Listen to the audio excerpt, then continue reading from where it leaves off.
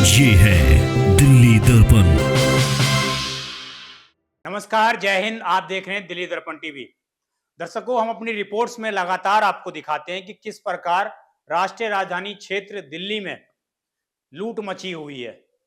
तत्कालीन सरकार ने जिस तरीके से लूट मचाई, उसकी अब रिपोर्ट्स अब आ रही हैं सामने। क्योंकि अब जो है सत्ता परिवर्तन हो चुका है और सत्ता परिवर्तन के बाद हर सरकार किसी दूसरे सरकार के बारे में कुछ ना कुछ नए खुलासे करती है। तो आम आदमी पार्टी की जो तत्कालीन सरकार थी, उसके बारे में भी नए खुलासे हो रहे हैं, नए नए रिपोर्ट्स आ रहे हैं और हर विभाग की पोल खुल रही है। आज हम बात करने वाले हैं आपके सामने DSUV की, जो दिल्ली आश्रय सुधार बोर्ड है, उसने किस प्रकार से भ्रष्टाचार फैला रखा है और पूरे दिल्ली में फैला रखा है।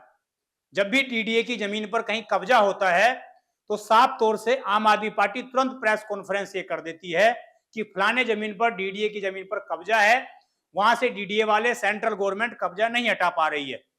और DSUV जो दिल्ली सरकार के अधीन काम करता है, जो एजेंसी दिल्ली सरकार के अधीन में रहकर काम करती है, जिसके बजट के माध्यम से, दिल्ली सरकार के बजट के माध्यम से उन अधिकारियों की सैलरी दी जाती है, वो किस तरह का काम कर रही है, इसकी एक रिपोर्ट आई है। रिपोर्ट में यह बोला गया है कि DSUV की अधिकतर जमीनों पर अब कब्जा हो चुका है। और ये कब्जा महज ऐसा नहीं है कि फलाने ने किसी पर मकान बना लिया, फलाने ने कहीं पर झुग्गी डाल ली तो वो मकान जो है अब उनका हो गया। ये कब्जा ऐसा है जो DSUV ने स्वयं अपने कमाई के साधन के लिए किराए पर दिया था, यानी कि अग्रीमेंट करके दिया था।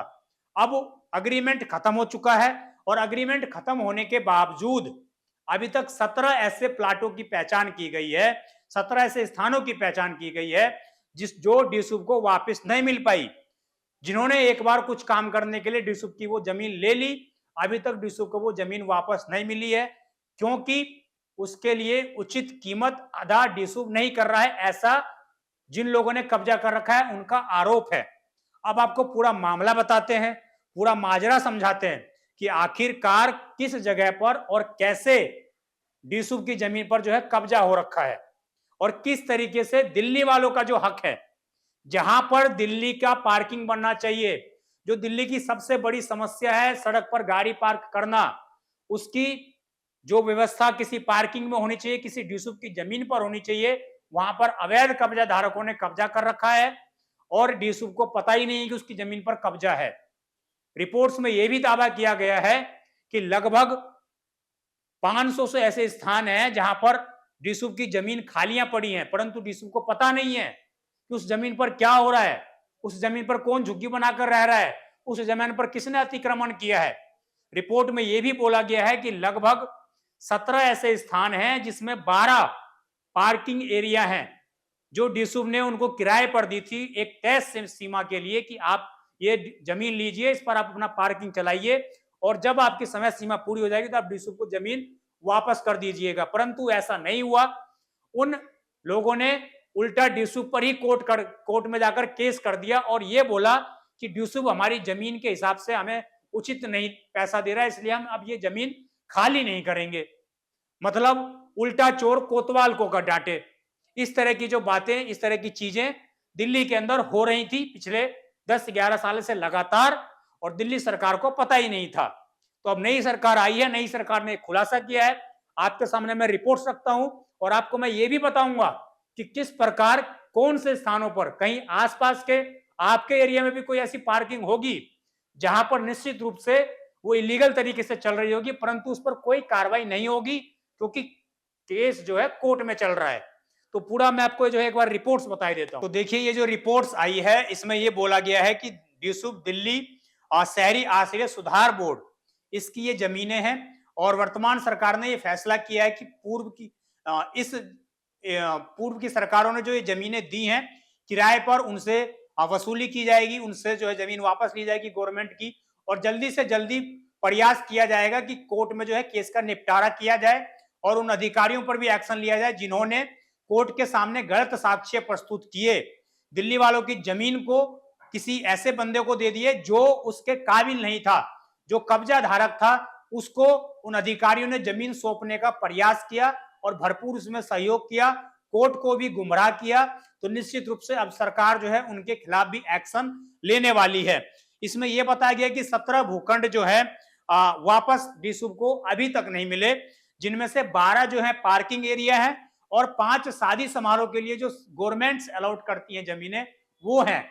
यानी कि बैंक्वेट हॉल ने ही जो है जमीन डीसूब की कब्जा ली। आपने कई सारे बैंक्वेट हॉल देखे होंगे जो बड़े ही सज्जों से सजाए हुए रहते हैं, उनको टेंडर दिया होता है गवर्नमेंट ने, और कुछ समय के बाद पता चलता है कि उनका जो है केस डिस्प्यूट चल रहा है गवर्नमेंट और उसके बीच में, इसलिए वो जमीन खाली नहीं करेगा।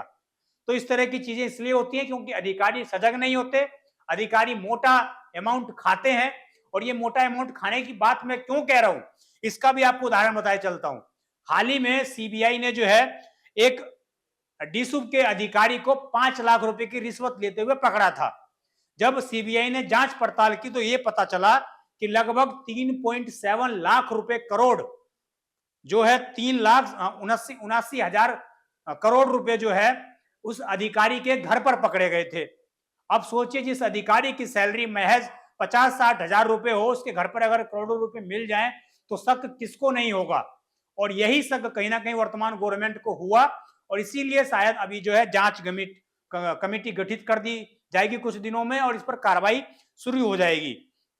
अब इसमें यह भी बोला गया है रिपोर्ट्स में कि डीसूब को नहीं पता है कि उसके पास कितनी जमीन खाली पड़ी है। बताइए, ये तो वही हो गया कि पुराने जमाने में दादा परदादा जमीन छोड़ गए और पोतों को पता ही नहीं उनकी कहां कहां खेत है। यही चीज गवर्नमेंट के साथ हो रही है। गवर्नमेंट में तो जबकि सब चीजों का डॉक्यूमेंटेशन होता है, हर चीज का डिजिटलीकरण है, उसके बाद भी डीसूब को नहीं पता कि उसकी जमीन कहां कहां है। तो यानी कि ये सब धूल फाकने का काम सरकारी अफसर बैठ के दफ्तरों में कर रहे हैं। अब इसमें एक बात और बोली गई है कि 585 स्थान पर 481 एकड़ जमीन खाली पड़ी है, परंतु डीसूब को यह नहीं पता है कि वो जमीन जो खाली पड़ी है वो खाली है या किसी कब्जा धारक के पास में है, किसी ने उस पर कब्जा कर रखा है। अब मैं आपको एक ये बताए चलता हूं कि किस प्रकार जो है यहां पर किन किन स्थानों पर, शायद इनमें जो स्थान मैं आपको बता रहा हूं इनमें हो सकता है कि ये स्थान आपके आसपास भी हो, तो इसमें आपको एक बार नाम बताए चलता हूं कि कौन कौन से स्थान पर हैं। पहला जो इसमें बताया गया है भूखंड नंबर ए है शिवाजी पैलेस जिला केंद्र राजा गार्डन। यहां पर जो है एक बड़ा अच्छा बैंक्वेट हॉल चल रहा है और अब वो कह रहे हैं कि भाई हम तो देंगे नहीं, हमारी जमीन है। और भूखंड नंबर डी है डी शिवाजी पैलेस जिला केंद्र राजा गार्डन। इसके अलावा शिवाजी पैलेस जिला केंद्र राजा गार्डन और ये सारे जो है राजा गार्डन के 3-4 हैं। इसमें जो पार्किंग स्थल है वो मैं आपको बता देता हूँ पार्किंग स्थल कहां कहां पर है। तो पहला है इमामबाड़ा एम ब्लॉक सुंदर नगरी। अगर यहाँ पर कोई पार्किंग चल रही है तो इसमें जो है केस चल रहा है, ये पार्किंग अब इलीगल तरीके से यहाँ पर चलाई जा रही है। श्यामनगर ख्याला खाली भूमि पर पार्किंग स्थल है, वो भी उन्होंने केस कर दिया कि भाई ये जमीन हमारी है। पी एंड एन ब्लॉक है रघुवीर नगर पार्किंग स्थल, यहाँ पर भी अवैध रूप से पार्किंग चल रही है। डीसूब ने जो है करार खत्म हो गया लेकिन जमीन वापस नहीं मिली। अब हम बात करें श्रीनिवासपुरी की तो धोबी घाट पर पार्किंग स्थल है। विशाल मार्केट टैगोर गार्डन के सामने पार्किंग स्थल है। नंदनगरी ब्लॉक सी में पार्किंग स्थल है। और सहादरा जिला करकटडूमा न्यायालय में, सोचिए करकटडूमा न्यायालय के पास जो है वहां पर भी डीसूब की जमीन है, परंतु उसको भी अब नहीं दिया जा रहा है क्योंकि जमीन जो है केस कर दिया गया कि भाई अब तो ये हमारी जमीन हो गई है, अगर आपको लेना है तो इसको उचित हर्जाना हमें दीजिए, हम आपको जमीन सौंप देंगे। अब डीसूब कह रहा है कि इतना हर्जाना हम दे नहीं पाएंगे, तो ये पूरा मामला है। और ए ब्लॉक ढलावा गोकुलपुरी के पीछे यहाँ पर भी है।